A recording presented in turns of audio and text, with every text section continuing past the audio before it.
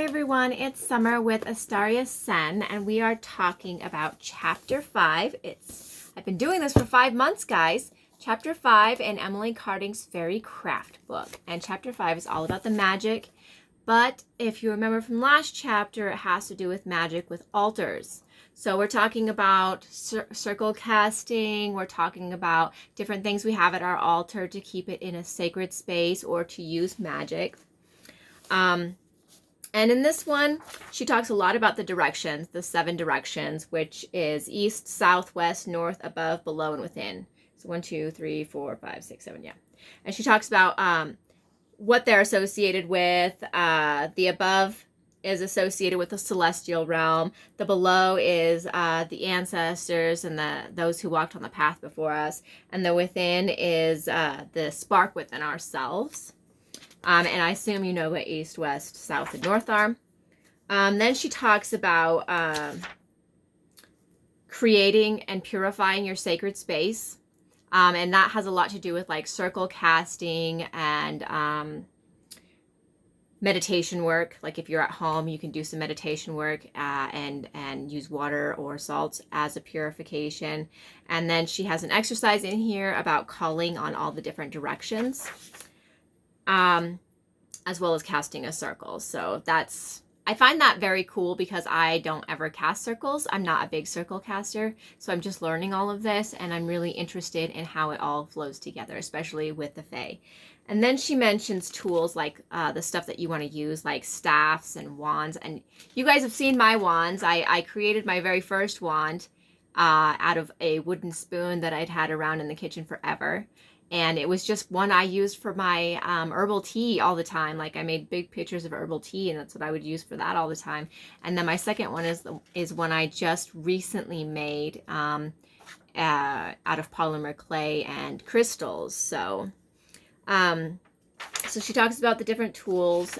She talks about swords and daggers, stones, pebbles, and crystals. And she talks a lot about how you don't have to go to the big store and buy that fancy giant crystal or that magic wand that was made there. You can make your own out of a stick you find that has been gifted to you on a walk, or a rock that, you know, you've had for a long time, or maybe even that you've found on a spiritual path or out with your family, or maybe one of your kids gave it to you and it's something very special to you. And those are all things that could be used as your sacred tools.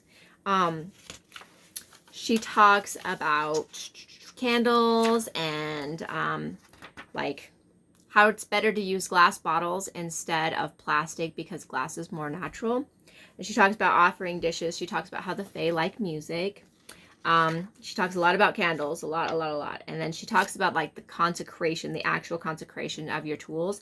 And she gives a consecration ritual in the book, which is really neat. So I'm excited to use that. I haven't used it yet because I don't have anything to consecrate right now, but I plan to, once the ice and snow melts and stuff like that, I'm going to go outside and start finding things that go on my altar that I can consecrate and use for these exercises.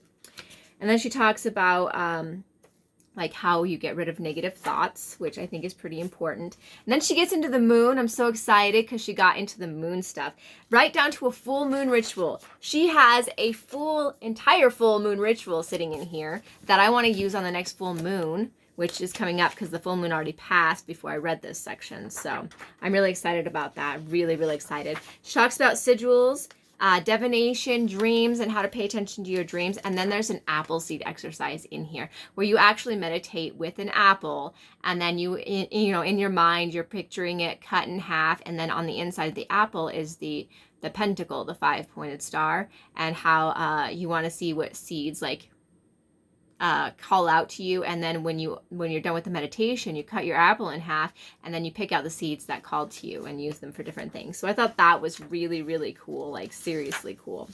And then she got suggested activities in the back, like stuff you can create, like the wand, your sacred space in general, and how you need to reuse the exercises in this chapter to move forward, and how to practice by experimenting and adapting and working with the stuff that is available to you instead of always just buying the new shiny bobbly thing.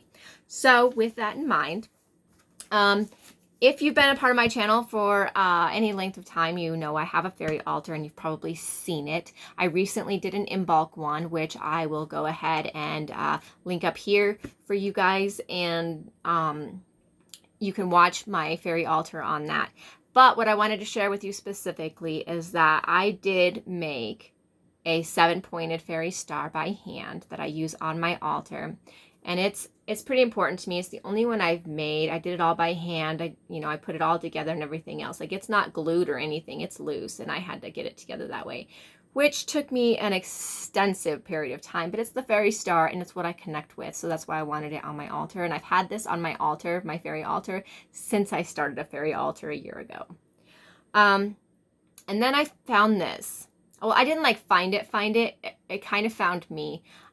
There is a museum here in town. It's called the Tate Geological Museum, and they do, the rocks and dinosaurs and stuff like that. And they actually sell stones and dinosaur stuff and everything else in there. Well, I was going through their random stones. They have these random rocks, and I found this right here. Isn't this so cool? It's dyed blue right now because I put some stuff in it that ended up dyeing it blue as an offering. So it wasn't blue originally, or blue-green, I guess.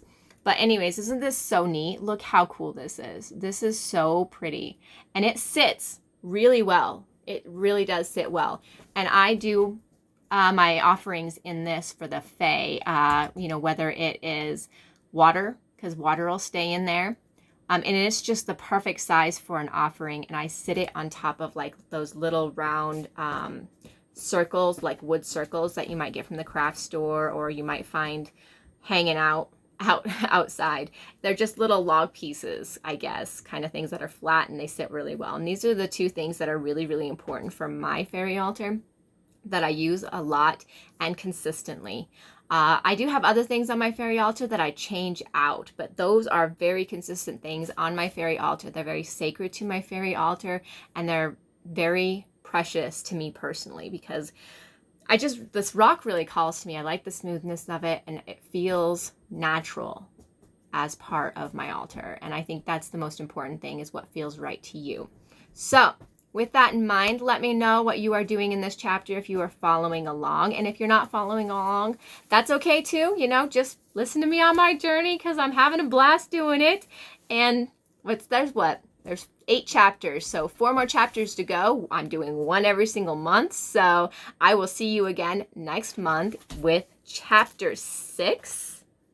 And it is talking about joy. And I did do a little glance through of the rest of the chapters, and she's going to be talking a lot about how to interact with other fairy enthusiasts and communities, and the different stuff going on around the U.S.